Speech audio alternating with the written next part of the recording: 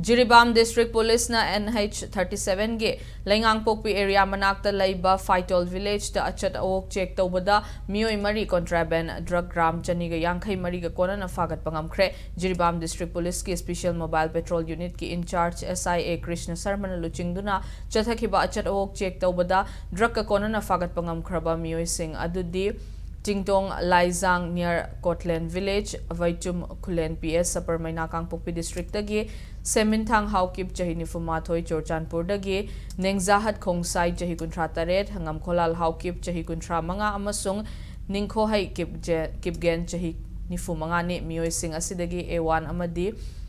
A1 dagi A20 Faubataba, Gram Chaniga Yankai Maridasmik Manga Anigi Oiba, brown color powder, contraband, drug, soap. Case kun Phagat ki drug asibu purakpada sizinaba Maruti Gypsy registration number MZ01D349 mobile phone mari Phagat ki Phagat laba potlam sing asiga Konana executive magistrate ta puthok laba matung Jiribam police na FIR ama chankhibaga loina na case asi NDNPS eki makhada thizin bahau Khre